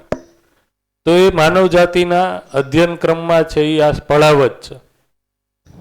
પણ હવે દર્શનના કારણે અસ્તિત્વ સમગ્ર છે એ આપણી સામે આવી ગયું અને હજી આપણે છે એમાં આળસ કરીએ તો આ અપરાધ છે આપણી સાથે અને માનવ જાતિ સાથે અને ધરતી સાથે. દર્શન તમે વાંચશો, હકીકતમાં સમાધાનાત્મક ભૌતિકવાદમાં તમે વાંચશો તો આપણે જે આદર્શવાદ અને એના પછી ભૌતિકવાદ, આ બધા વાદ, એમાં અધિદૈવીવાદ, અધિભૌતિકવાદ, એ રીતના બાયફર્ગેશન છે. તેમાં નાગરાજજીએ સ્પષ્ટ લખ્યું છે પહેલી ગલતી ક્યાં થઈ એમ. તો ગલતી જ કીધું છે ને, અપરાધ થઈ ગયો એવું નથી કીધું કે બહુ મોટી છે એ ભૂલ થઈ ગઈ. અપરાધ એ ગલતીથી મોટું સ્વરૂપ છે એવું નથી. તો માનવ જાતિએ પોતાની જાગૃતિની યાત્રામાં આ બધા ટ્રાયલ એન્ડ એરરમાં અમુક નાની ગલતી કરી. પહેલી ગલતી એ કરી કે માનવે છે એ પોતાને નસલના આધારે અલગ અલગ જાતિનો માની લીધો.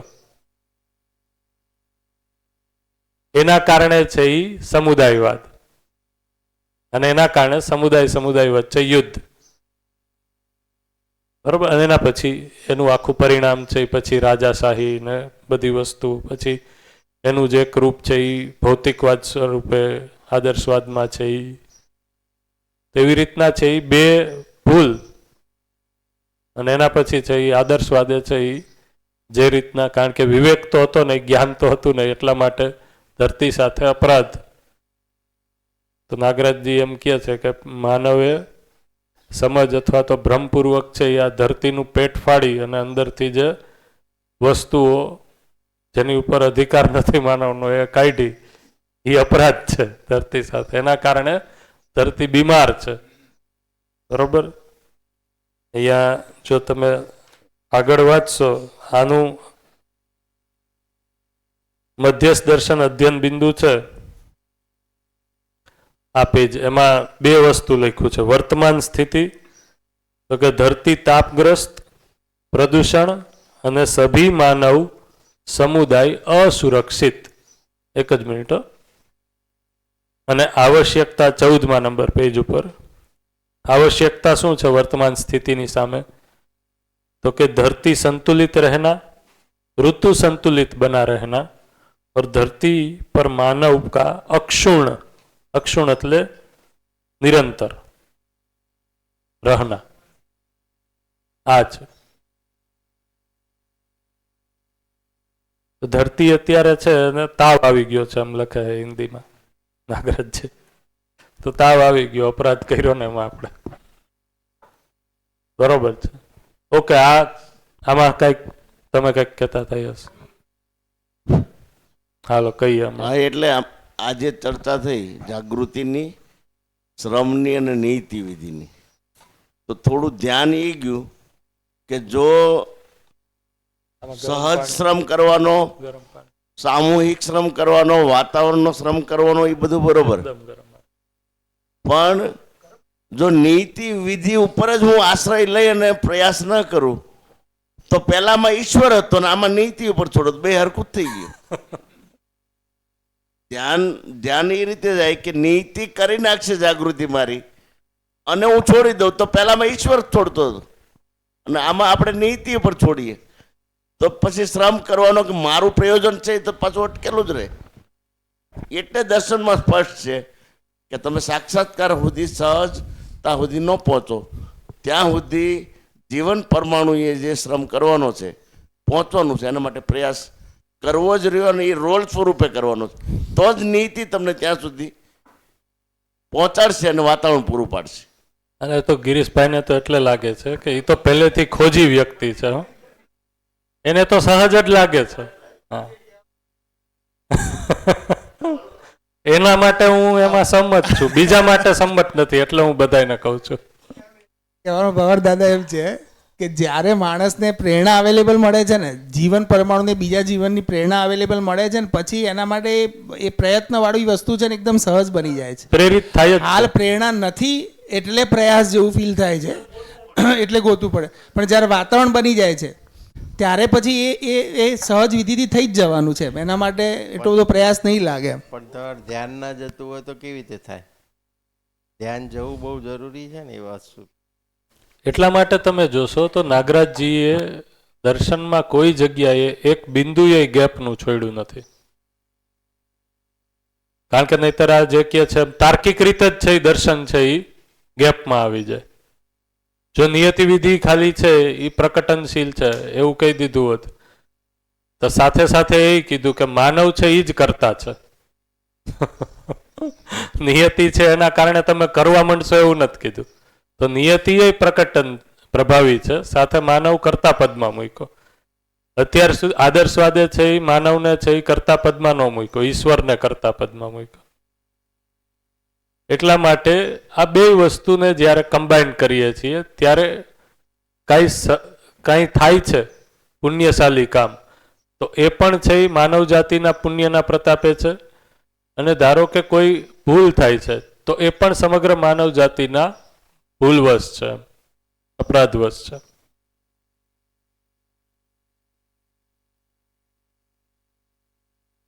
સાચું સ્પષ્ટ કયો છે, શું કયો છો?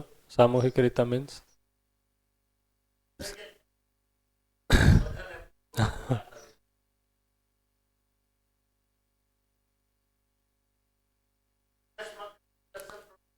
હા બરોબર છે, રાઈટ. તો એકચ્યુઅલમાં તો નિયતિ વિધિ છે એ નિત્ય પ્રભાવી હોવાથી, એ જ દિશામાં છે એ ગતિ હોવાથી નિયમ નિયંત્રણ સંતુલન એ નિત્ય પ્રભાવી છે. તે નિયમ નિયંત્રણ સંતુલન છે એ માનવ જાતિને આ પ્રકારના જે રોગોના હમલા થાય છે અથવા તો કોઈ સ્થળે છે એ અચાનક માણસોની માનસિકતામાં છે એ બહુ મોટો ફેરફાર આવે છે, એના કારણે સમગ્ર માનવ જાતિનું ધ્યાનાકર્ષણ આતંકવાદ છે. તો એકચ્યુઅલમાં છે એ માનવ જાતિનું ધ્યાનાકર્ષણ થાય કે આ સામુદાયિક ચેતના આપણી કઈ બાજુ જઈ રહી છે, એ અર્થમાં જ છે, એને સંતુલિત કરવાના અર્થમાં છે. માનવની જાગૃતિની યાત્રાને સંતુલિત કરવાના અર્થમાં આ તમામ પ્રાકૃતિક આપદાઓ છે એ જો માનવ ભ્રમપૂર્વક ન જીવે તો ધીમે ધીમે ધરતી છે એ સંતુલન થવાના અર્થમાં જ છે. કારણ કે નિયતિ વિધિ છે એ જાગૃતિ તરફ લઈ જવા માટે છે. પણ ભ્રમવશ માણસ ગલતી અને અપરાધ કરે છે તો એ ગલતી ને અપરાધનું અસ્તિત્વ ધ્યાન કઈ રીતના દોરવશું? તો અસ્તિત્વનું ધ્યાન દોરવવાનું છે એ રસ્તો અલગ છે, વે અલગ છે. તો ક્યારેક છે એ એવા રસ્તા, તો પ્રકૃતિમાં છે એનો રિએક્શન રિસ્પોન્સ આવે છે. તો એ પ્રાકૃતિક આપદાઓ છે અથવા માનવ સર્જિત આપદાઓ છે જે બહુ મોટા માનવ સમુદાયની માનસિકતાને કે માનવને છે એ અસર કરે છે, જે એકદમ નેગેટિવ જતું હોય છે આખું સૂત્ર, એને છે એ ફરીથી ઉથલાવીને સંતુલનના અર્થમાં કરે છે, જેથી કરીને માનવ જાતિનું ધ્યાન જાય કે આપણે જે દિશામાં જઈ રહ્યા છીએ કોઈ અસહજ છે, એ આ દિશામાં નથી. તો એ રીતના પણ ધારો કે કોરોના જેવી મહામારી છે, બરોબર, તો મેનમેડ છે એવું કહે છે, ઘણી થિયરી છે એવી. પણ એનાથી એ અલ્ટિમેટલી છે એ જે પણ થાય છે નિયતિ વિધિ સહજ. કોઈ વ્યક્તિ મરે છે, બરોબર, આ બધી જ ઘટનાઓ છે એ ક્યાંક ને ક્યાંક ધ્યાનાકર્ષણ સ્વરૂપે છે, જેથી કરીને માનવ હવે એની જાગૃતિની દિશામાં છે એ પ્રવર્તમાન થાય. કોઈ અતિ ક્રૂર અકસ્માત, જ્યારે દિલ્હીમાં નિર્ભયા કેસ થયો હતો ત્યારની વાતને યાદ કરો, સમાજની સ્થિતિને યાદ કરો. તો આવા ક્રૂર અકસ્માતો છે અથવા તો બનાવો છે, એનાથી પણ અસ્તિત્વ, સામુદાયિક ચેતના શું છે એની ઉપર લોકોનું જનમાનસનું ધ્યાન જાય એ અર્થમાં જ જોવા મળે છે.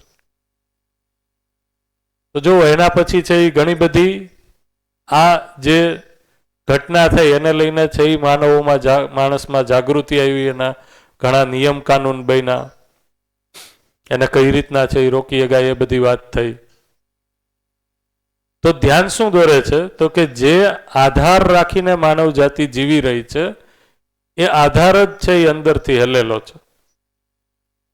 તો એ ધ્યાન દોરવવાના ભાગરૂપે જ છે નિયતિક્રમ સહજ. જો જ્ઞાનની રોશની હશે તો ધ્યાન જશે, તો એનો ઉપાય છે એ મૂળથી કરશું આપણે. નિયમ કાનૂનથી છે એ એક લેવલનું કામકાજ થશે, મૂળ તો છે એ માનસિકતાનો પ્રશ્ન હતો તે, બરોબર. અને એટલા માટે જ છે એ નિયમ કાનૂનથી છે એ જે અપેક્ષા હતી એ તો થઈ જ નહીં પૂરી, એ નિર્ભયા કેસ પછી. એના પછી હમણાં છે એ મેડિકલ સાયન્સમાં છે એ રેપ કેસ થયો એક, આ બાજુ આપણે કલકત્તા. તો આ બધા જે કેસ થાય છે, આ બધા સમાજમાં આ પ્રકારની ઘટનાઓ થાય છે, એ ઘટનાઓ છે એ માણસનું, માનવ જાતિનું ધ્યાનાકર્ષણના ભાગરૂપે જ છે કે આપણી સમગ્ર માનવ જાતિ જે દિશામાં આગળ વધી રહી છે એમાં કંઈક તો ખોટું છે. આનાથી ઘણા બધા લોકોને લાગી આવે છે, એવું નથી કે કાંઈ ને કાંઈ ફર્ક નથી પડતો. સામાન્ય રીતે આપણે જે સમાજમાં જીવીએ છીએ આપણા વર્ગના લોકો ને આ બધી વસ્તુનો ફરક પડ્યો છે, એને લઈને આપણે સંવેદનશીલ થયા છીએ. તો સંવેદનશીલતાપૂર્વક છે એ સંજ્ઞાનશીલતા તરફ ધ્યાન જવાનું જ છે. તો એ અર્થમાં છે એ, તો જો આવા કોઈ શોખ ન જોતા હોય તો એનો રસ્તો એ છે શું? એનો રસ્તો છે સીધે સીધું હવે દર્શન આપણી પાસે ઉપલબ્ધ છે, એ ઉપલબ્ધ દર્શનનું પઠન અધ્યયન કરી લઈએ, અને આપણને જેમ ઉપલબ્ધ થઈ ગયું એમ હરેક માનવ સુધી આ પહોંચી જાય. એ અર્થમાં છે એ લોક જાગૃતિ કાર્યક્રમ, શિબિર અને વર્કશોપ અને ગોષ્ઠીઓ દ્વારા અને શિક્ષા સંસ્કાર કાર્યક્રમ, જેથી કરીને હરેક પેઢીમાં એ વસ્તુ પ્રવાહિત થઈ જાય. તો એ અર્થમાં આપણે લાગીએ, જેથી કરીને આવા શોખ છે એ વધુ ને વધુ ન આવે. રાઈટ. પછી કેદારનાથની ઘટના, આ બધી ઘટનાઓ તમે જુઓ તો જ્યારે છે એ ધ્યાન છે એ સમજ ઉપર જશે તો આ બધી જ ઘટનાઓ છે એ આપણને, માનવ જાતિને કોઈને કોઈ રીતે ધ્યાન દેવડાવે છે કે આપણે જે રીતના ચાલીએ છીએ એમાં ભૂલ છે. ભાઈ આટલા બધા ડિવોર્સ શું કામ થાય છે? શું કામ માણસનું છે એ લગ્ન ઉપરથી છે એ વિશ્વાસ જ ઉઠતો જાય છે? તો નિયતિ વિધિ છે એ પ્રભાવિત છે કે જો તમે આટલી જ ભૂલથી જીવવા માંગો છો તો આપણે છે એ આગલી પેઢી જ નહીં આવવા દઈએ. તો આગલી પેઢી જ નહીં આવે તો ભૂલ કોણ કરશે? અપરાધ કોણ કરશે? તો જીવવાનો અધિકાર એને જ છે, સુખપૂર્વક જે જીવવા માંગે છે એને જ, જે સમજપૂર્વક જીવવા માંગે છે એને. એટલા માટે અત્યાર સુધી શિબિરમાં એવી ચર્ચા થતી, આ ઇન્ટરેસ્ટિંગ વાત છે, ક્યારેક તમારું ધ્યાન ગયું હોય કે મને ખ્યાલ નથી, કે વસ્તી વધી રહી છે, વસ્તી પ્રોબ્લેમ છે. અત્યારે જો તમે રિસન્ટ છે એ એનાલિસિસ જોશો, સર્વે, તો હરેક દેશની છે એ વસ્તીનો દર છે એ નેગેટિવમાં જાય છે, ગયો નેગેટિવમાં ગયો છે. તો ભ્રમપૂર્વક છે એ આપણે વધારે વસ્તી નહીં કરી શકીએ. નિયતિ વિધિ છે એ નિત્ય પ્રભાવી છે. અને અમે હમણાં બેઠા હતા ત્યારે આપણે ઘરે વાત થઈ હતી કે નહીં, આપણે બેઠા હતા ત્યારે કે ભારતમાં પણ એમ જ છે. તો અત્યાર સુધી આપણે વિદેશોનું એક્ઝામ્પલ સાંભળ્યું હતું કે વિદેશોમાં છે એ બાળકો પેદા કરવા માટે છે એ સરકાર સહાય કરે છે, એડ આપે છે, ફાઇનાન્શિયલ એડ, સહાય. તો સિક્કિમ છે એ ભારતની અંદર પહેલું એવું રાજ્ય બન્યું છે કે અહીંયા પણ ગવર્મેન્ટ છે એ પોપ્યુલેશનનો દર ઓછો થયો હોવાથી, પોપ્યુલેશન એટલે બાળકો આવે એના માટે સહાય આપે છે, ભણવા સ્વરૂપે, ઉછેર માટે અમુક સુધી. આ ખ્યાલ છે? કોઈ સાંભળ્યું છે? હા હા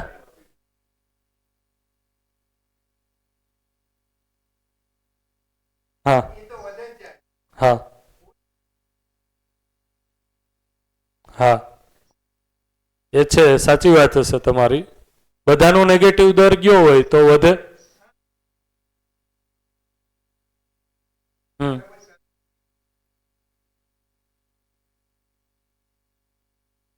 હા,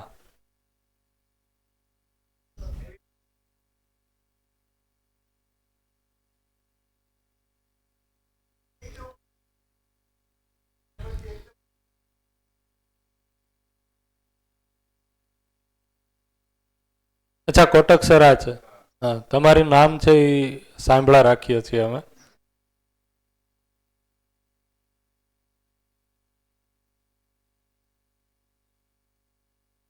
હા, બોલો બોલો. યસ, એનો જવાબ આમાં છે. બોલો.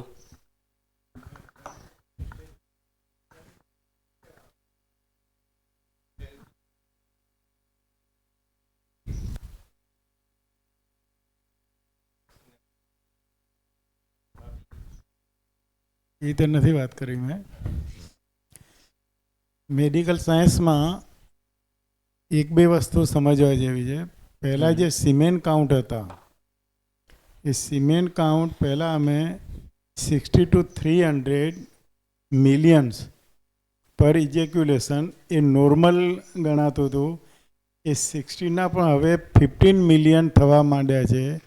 એટલે 15 મિલિયન 16 ની બદલે 15. 60 to 300. ઓકે. એ નોર્મલ રેન્જ હતી જ્યારે when we were the young. I am 77 present. એટલે when we were the young, when we were the medical student, એ વખતે જે નોર્મલ રેન્જ હતી સિમેન્ટની એ 60 to 300 મિલિયન પર ઇજેક્યુલેશન હતું. હવે નોર્મલ રેન્જને પણ અમે 15 જો હોય તો એને નોર્મલ ગણવા માંડ્યા છીએ. ડાઉન લઈ લીધી એને. ડાઉન લઈ લીધી છે. એટલે ઘટતા જાય છે. અને હવે 15 થી પણ જો નીચે હોય, સરપ્રાઈઝ એ છે કે only 1 sperm is needed for the fertilisation. એક માત્ર સ્પર્મની જરૂર છે ગર્ભ બંધારણ માટે. રાઈટ. પણ છતાંય નેચરે પેલું 60 થી 300 થાય એની જગ્યાએ હવે 15 મિલિયનના અંદર પણ ફર્ટિલિટી જોવા મળે છે.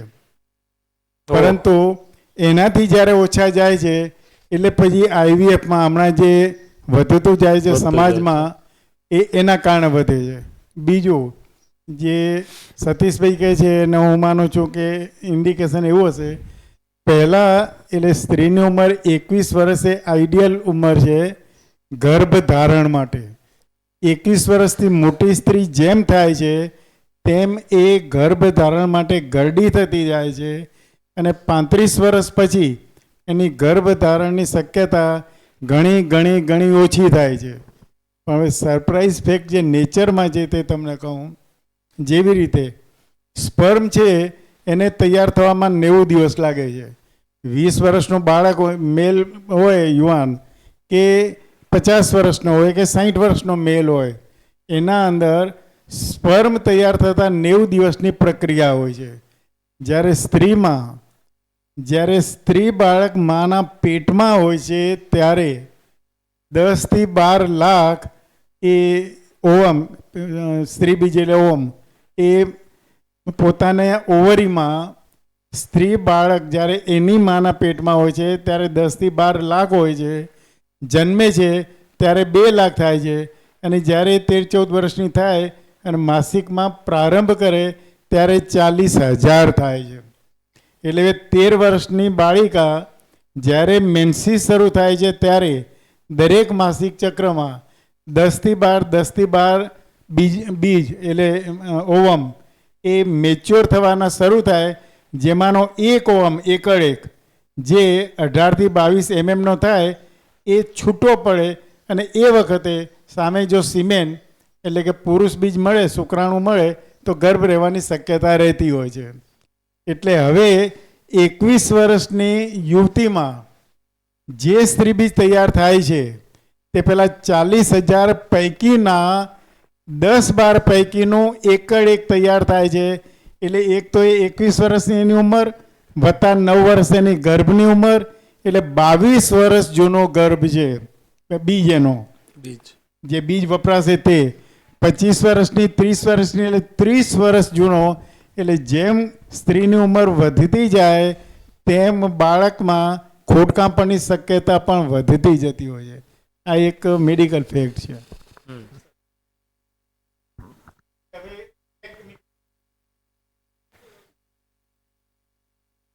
જોઈતું હોય પણ એનું જ્યારે અમે તપાસ કરીએ અને એની પાસે સ્ત્રી બીજ જ ન હોય તો હવે શું કરવું?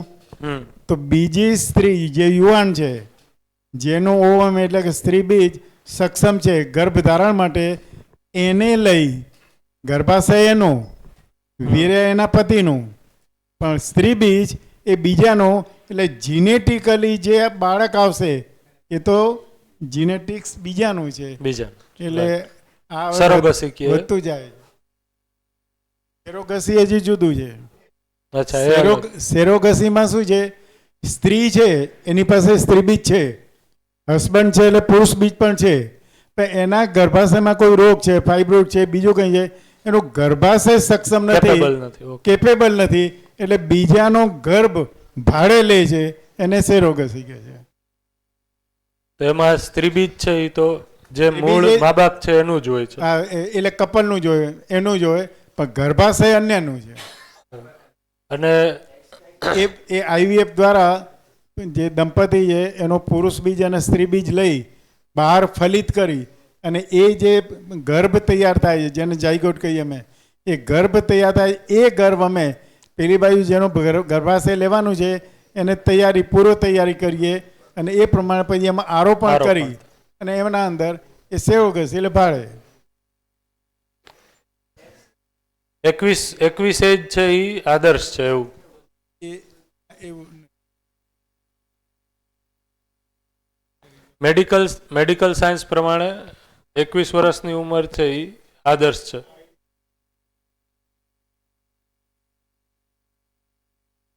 અને બંધારણ પ્રમાણે કઈ ઉંમરથી લગ્ન થઈ શકે છે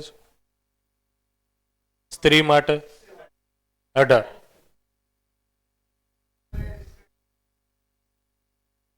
હા, એ તો બરોબર છે. એટલા માટે જ જો તમે બંધારણમાં જોશો તો લગભગ છે આ ઉંમર આની આજુબાજુ જ રહી છે, કારણ કે આ બધું ડિઝાઇન થાય છે એમાં પણ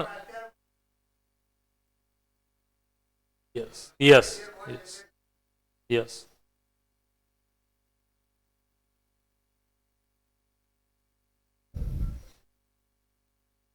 હા, એટલે તમે હું જે વાત કરતો હતો આ સિક્કિમનો કેસ સ્ટડી, એ તમે જોશો તો એમાં આ જ રીઝન છે જે આપે કહ્યું. સિક્કિમમાં જે રીતના એજ્યુકેશન આવ્યું અને ત્યાંનો સમાજ છે એ સ્ત્રી પ્રધાન સમાજ છે, ત્યાંના ઘણા સ્ટેટ છે એ સ્ત્રી પ્રધાન છે, તો એ બધા લોકો છે એ નોકરી માટે બહાર નીકળ્યા, એના કારણે મેરેજની એજ છે એ વધારે પાછળ થતી ગઈ. બીજું કારણ એ છે કે અત્યારનું જે એજ્યુકેશન લીધું એ એજ્યુકેશનના કારણે માનસિકતા એવી બને છે કે જે પરિવારના ગઠનથી વિરોધી છે, એના કારણે છે એ હા નહીં, ભારતમાં નેગેટિવ છે અત્યારે વસ્તી દર છે ને.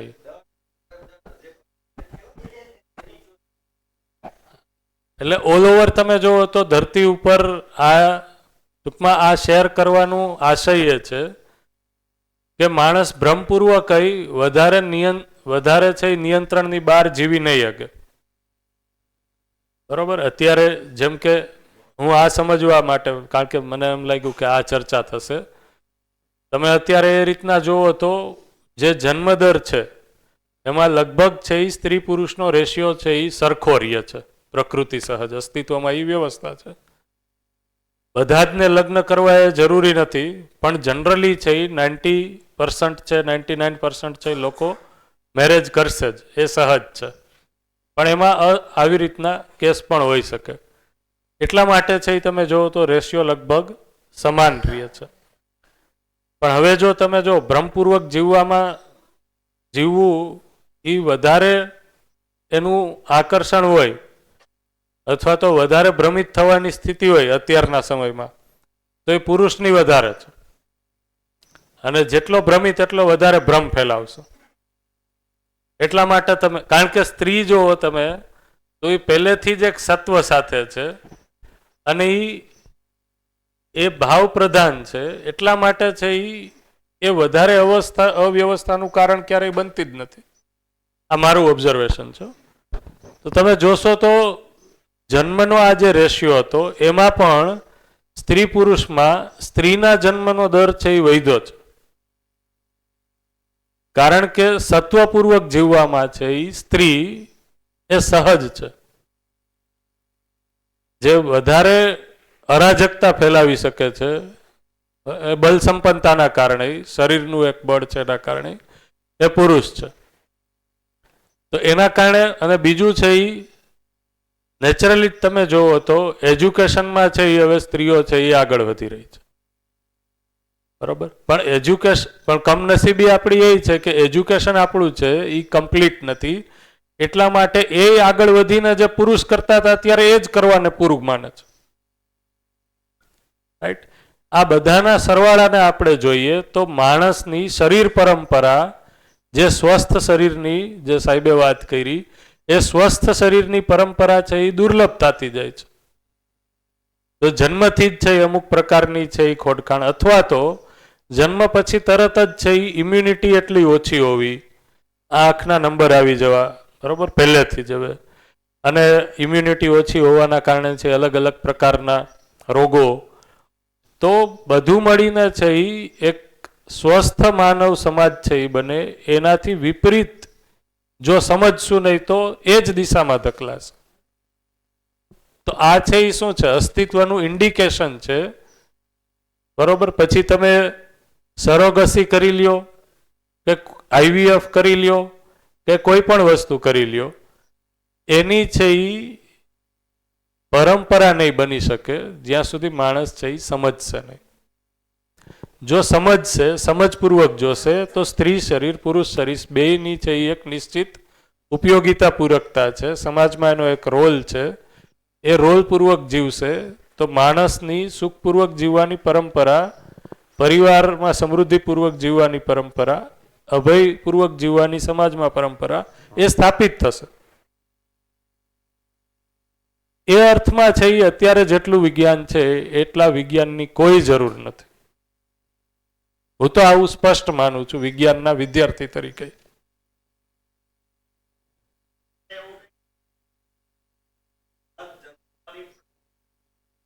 યસ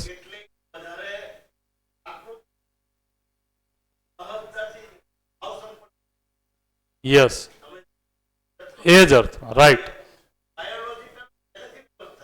હવે થાય છે શું પ્રભુ દાદા, આ જોવા જેવી વાત છે કે બ્રહ્મવશ છે એ સ્ત્રી પણ જે પ્રકારના એજ્યુકેશનમાંથી અત્યારે પાસ થઈ રહી છે એ પુરુષ સમવડી જ થતી જાય છે માનસિકતાના અર્થમાં. તો એની અંદર મા બનવા પછી એ ભાવ જ નથી અથવા મા બનવા માટેની પ્રેરણા જ નથી. એવું કોણ કરે ભાઈ? એવું 9 મહિના ભાઈ છે કોણ સાચવે ગર્ભ? એના પછી કોણ સાચવે? તો આ માનસિકતા છે એ હતી જ નહીં સ્ત્રીમાં અત્યાર સુધી. તો એ પ્રકટન